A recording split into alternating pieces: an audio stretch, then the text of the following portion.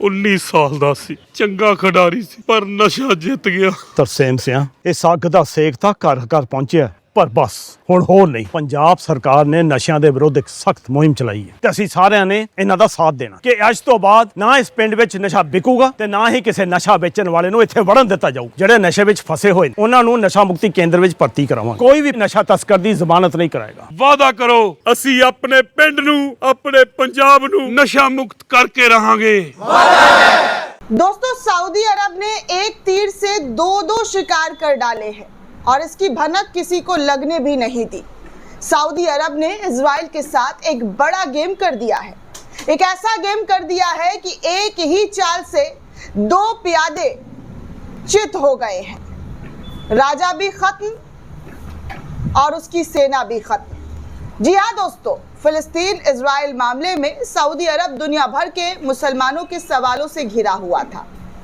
दुनिया भर के मुसलमान, खास तौर पर सुन्नी मुसलमान, सऊदी अरब के बादशाहों पर लानतें मलानतें कर रहे थे और दुनिया भर के मुसलमानों का ऐसा करना उनके लिहाज से सही भी माना जा रहा था। एक वक्त था जब ईरान ने इजराइल को जंग में मुंहतोड़ जवाब दिया, तब तो सऊदी अरब की बादशाही मुसीबतें और भी ज्यादा बढ़ गई।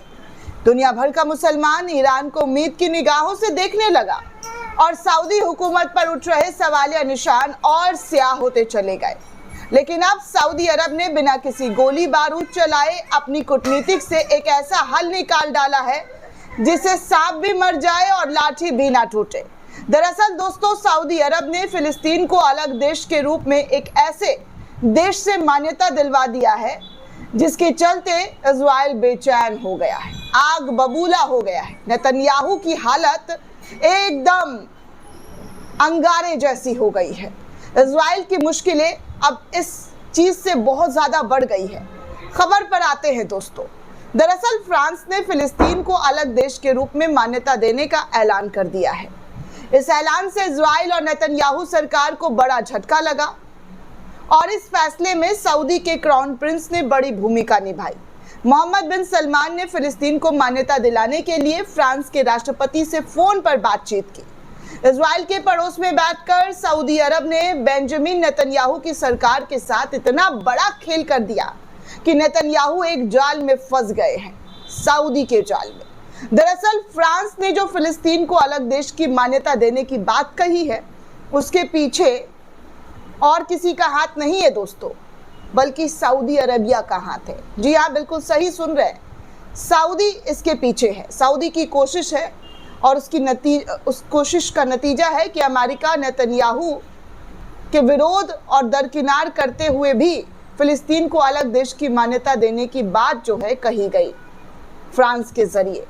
अल अरबिया के रिपोर्ट के मुताबिक सऊदी के इस प्रयास के लिए फिलिस्तीन अथॉरिटी के वाइस प्रेसिडेंट हुसैन अल शेख ने खत लिखकर मोहम्मद बिन सलमान का शुक्रिया अदा किया है।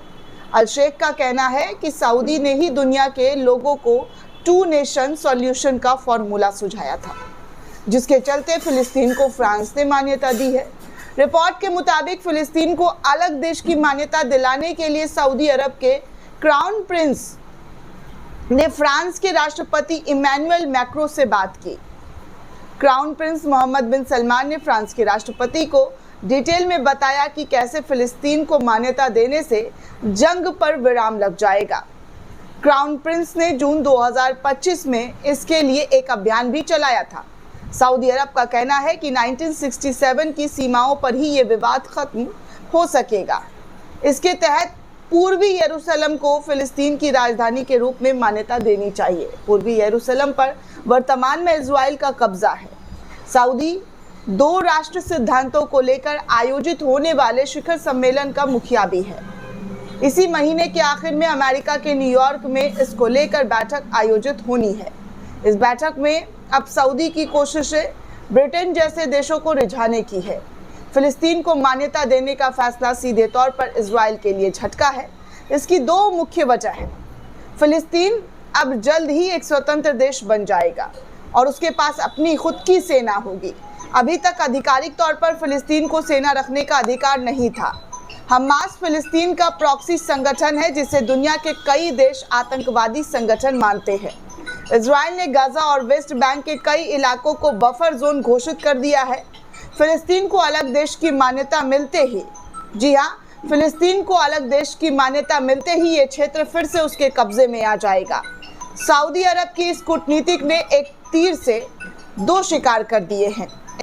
एक तरफ सऊदी ने मुस्लिम वर्ल्ड में सऊदी पर उठ रहे सवालों को खामोश करने की कोशिश की है, तो दूसरी तरफ उसने इजराइल को बिना गोली बारूद मारे एक बड़ा डेंट दे दिया है। जी हाँ, एक बड़ा दाग दे दिया है। फ्रांस यूरोपियन देशों में सबसे बड़ा और ताकतवर देश है। इसके जरिए फिलिस्तीन को आज़ाद राष्ट्र का दर्जा दिए जाने का ऐलान भी दूसरे यूरोपियन देशों में भी इसके एक्सपर्ट्स को जगह देगा। ऐसा होना इजराइल के लिए किसी बड़ी मुसीबत से कम नहीं होने वाला है। आपको बता दें कि पहले से ही 140 से ज़्यादा देशों ने फिलिस्तीन को आज़ाद मुल्क के तौर पर मान्यता दे रखी है।